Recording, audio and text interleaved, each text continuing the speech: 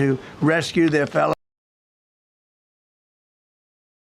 And rescue forces successfully located the pilot of the F-15, and he was extracted from enemy territory by an HH-60 Jolly Green II helicopter. Fabulous machine as our warriors faced gunfire at very close range.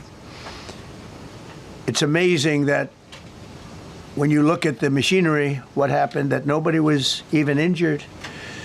Meanwhile, the second crew member, a weapons system officer, highly respected colonel, had landed a significant distance away from the pilot. When you're going at those speeds, even if you go out 2 or 3 seconds later, it's miles and miles away because you're going fast. He was injured quite badly and stranded in an area teeming with terrorists from the Islamic Revolutionary Guard Corps rough group, as well as besieged militia and local authorities. Many, on top of everything else, they told the communities actually within side of Iran, the people of Iran, they were given a tremendous incentive to find this pilot.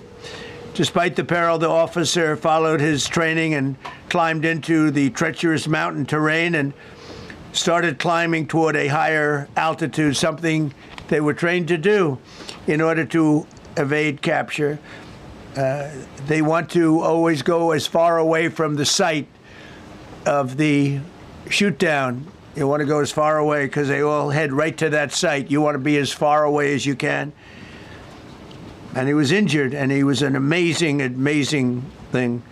He scaled cliff faces, bleeding rather profusely, treated his own wounds, and contacted American forces to transmit his location. They have a very sophisticated beeper-type apparatus that is on them at all times. And when they go out on these missions, they make sure they have lots of battery space and they're in good shape. And this one worked really well, amazingly, saved his life. We immediately mobilized a massive operation to retrieve him from the mountain holdout, and he kept going higher and higher. The mountain kept getting rougher and rougher and really very, very hard to find. The second rescue mission involved 155 aircraft, including 4 bombers, 64 fighters, 48 refueling tankers, 13 rescue aircraft, and more. We were bringing them all over, and a lot of it was subterfuge. We wanted to have them think he was in a different location because they had a vast military force out there. Thousands of people were looking. So we wanted them to look in different areas, so we were scattered it all over like we were right on top of them. We had 7 different locations where they thought, and they were very confused. They said, well, wait a minute, they've got groups here, they've got groups there. It's an amazing thing. I was listening to these great people, these great generals. General Raisin Kane was amazing, and Pete Hegseth was amazing. But I listened to the whole thing. It was pretty amazing. So they had all these different sites where everybody thought he was located. We think we have him over there because they have 9 planes circling a little area that's 25 miles down the coast. So in a breathtaking show of skill and precision, lethality and force, America's military descended on the area, the real area, engaged the enemy, rescued the stranded officer, destroyed all threats, and exited Iranian territory while taking no casualties of any kind. The heroic F-15 weapons system officer had evaded capture on the ground in Iran for almost 48 hours. That's a long time when you're in tough shape and when you're bleeding. It's a long time. When we left, as you probably know, we had 2 large planes, pretty old planes. They carried a lot. We needed a lot more equipment going in than coming out, obviously, because going in, we needed to be able to scale mountains, and we had a lot of equipment.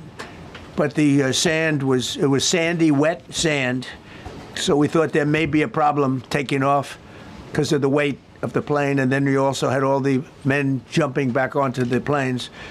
and they got pretty well bogged down. And we had a contingency plan, which was unbelievable, where lighter, faster aircraft came in, and they took them out. We blew up the old planes. We blew them up to smithereens because we had equipment on the planes that, frankly, we'd like to take, but I don't think it was worthwhile spending another 4 hours there taking it off. So we didn't want anybody to have. We have the best equipment anywhere in the world. We didn't want anybody examining our anti-aircraft and other equipment. So these were large planes that were old and pretty old, and we blew them up. And we had faster, lighter planes come in, and they were able to land on the sand. We needed the bigger planes because we had so much equipment that we needed. We took 3 helicopters over there, which were very strongly used, and couldn't have lived without them. They did, and they performed unbelievably well. And if you'd see it, you wouldn't believe it. They came off the plane, and these guys had them. The rotors were off. They rebuilt these helicopters in less than 10 minutes. And that was one of the more amazing things. These are helicopters, small, unbelievably powerful, but small, very small, so it can get into certain areas. And they got them off the plane, and they rebuilt all 3 of them in a matter of less than 10 minutes. It's pretty amazing what the genius of these people. Who would think that? You'd think it would take 5 days to build them. And in some companies, it would take 5 days, and they wouldn't do it well. But they served us well. As Commander-in-Chief, I never forget the extraordinary risk taken by the warriors that we send into battle. And the genius, I mean, think of it, having a contingency of 3 planes waiting because we think the sand is so bad that we probably won't be able to take off. And the planes really got bogged.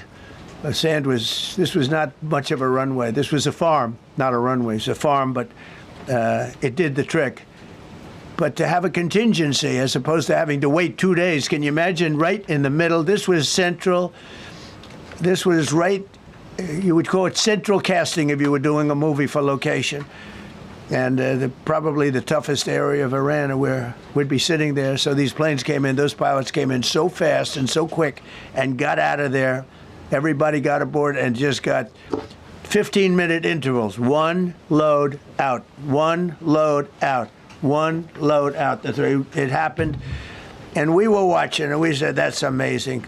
In many ways, I was almost more impressed by the contingency that we had than the fact that if we would have had a runway or decent soil. But it was an amazing thing. But we thank God for every single one of them. And the talent, the genius is not even talent, it's genius. It's the whole ball game, every one of them. Now, if you look at what we did with Maduro, we went into a military compound, a massive, with thousands and thousands of soldiers, and within a matter of minutes, and he lived behind iron doors. There were steel doors, broke them down so quickly, and within almost minutes, he was in the back of these planes. It was a similar group. Incredible. We have incredibly talented people. And if the time comes, we move heaven and earth to bring them home safely. We're going to bring our people home safely. I want to thank every member of the U.S. Armed Forces involved in these historic operations. They really were historic. It's just not something that's done. And you'd understand it. Not that they don't want to do it, but when you're going into areas, when you look at these helicopters, when you look at the amount of bullets and everything else that they took, when you go into these areas, you don't come out like we came out. God was watching us, I tell you. Well, it was the Easter, we were in the Easter territory, I guess, but God was watching us. It's amazing. Because when you look at the machinery, they took damage. It tells you, first thing I said is, these are unbelievable machines, how they flew back and not even much of a problem. But these 2 extraordinary rescues, because it was 2, and as you probably know, we didn't talk about the first one for an hour. And then somebody leaked something, which we'll hopefully find that leaker. We're looking very hard to find that leaker. And talked about there's somebody missing. They basically said that we have one and there's somebody missing. Well, they didn't know there was somebody missing until this leaker gave the information. So whoever it was, we think we'll be able to find it out because we're going to go to the media company that released it, and we're going to say, national security, give it up or go to jail. And we know who, and you know who we're talking about, because some things you can't do. Because when they did that, all of a sudden, the entire country of Iran knew that there was a pilot that was somewhere on their land that was fighting for his life. And it also made it much more difficult for the pilots and for the people going in to search for him. All of a sudden, they know that there's somebody out there. They see all these planes coming in. It became a much more difficult operation because a leaker leaked that we have one, we've rescued one, but there's another one out there that we're trying to get. So actually, the country, Iran,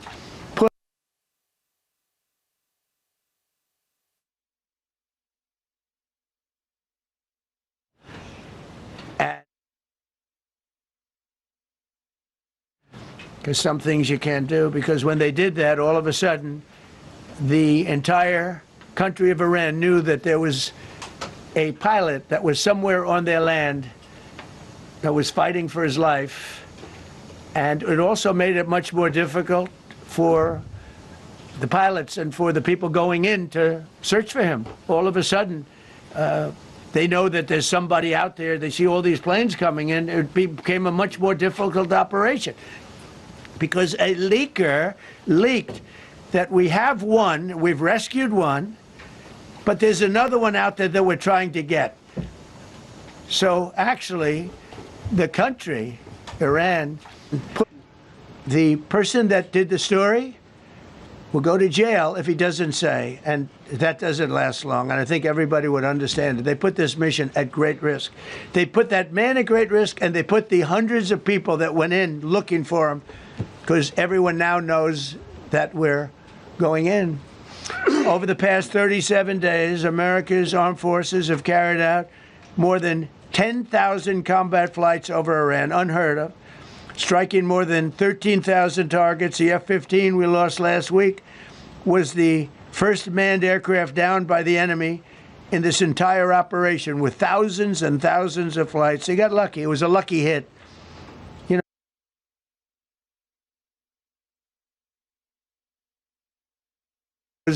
That we're going in.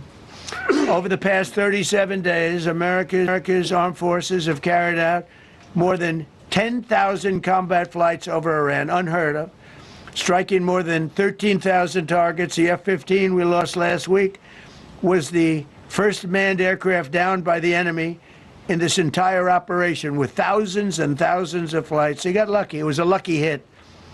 You know, eventually you get lucky, but mostly sand, and it eats planes. And we're waiting, and we're saying, I hope that one can land and take off. And they came in like magic. Boom, boom, boom, one after another. It was like genius. I'm so impressed by that. Because we were a little concerned. We said, boy, if they don't get in and get up fast, we're sitting in them. And that's called Iran Prime, right, General? That's where the whole bet is. And here we are sitting there waiting for a plane. But they came in so fast and so hard, and these guys knew exactly what to do. Let's go, come on, get in, let's go. Bwah. They came one right after another, not at the same time. They don't want to come at the same time. They had to come right after each other. They didn't have any room. There was barely any room to land. Tiny little patch of very wet earth and sand. So I'm so proud of the people that I have standing up here with me, and many others that worked. I mean, so many. Steve Witkoff's over here. He's doing fantastically. Jared Kushner.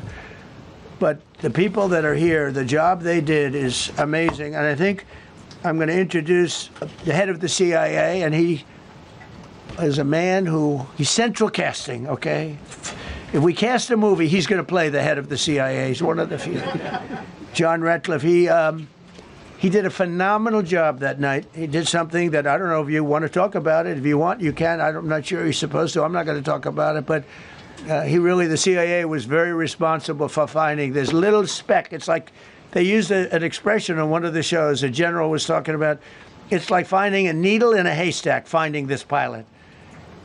And the CIA was unbelievable. And you may, if you can, you'll talk, it might be classified, in which case I'd have to put him in jail if he talks about it.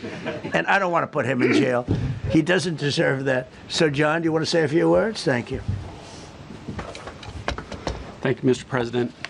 It's a privilege to be here with you today to share what we can about this exceptional mission and to recognize the ingenuity and bravery of those who executed it, as well as the leadership and resolve of the President who ordered it. One thing that has been clear to me in this role is that the flawless military operations that the Department of War is known for are hostage to flawless intelligence. We saw that in the skies over Iran in Operation Midnight Hammer last summer. We witnessed it in Venezuela during Operation Absolute Resolve. We've seen it against the cartels in the Western Hemisphere, and we're seeing it every day in Operation Epic Fury, including this mission to rescue an aviator buried deep behind enemy lines. Because it is the unique tradition of the U.S. Armed Forces that we leave no man or woman behind, this was a no-fail mission. That was the spirit in which the President put us to work, and we were not to let him down or our airmen down. As an agency, the CIA possesses unique capabilities that only the President can deploy.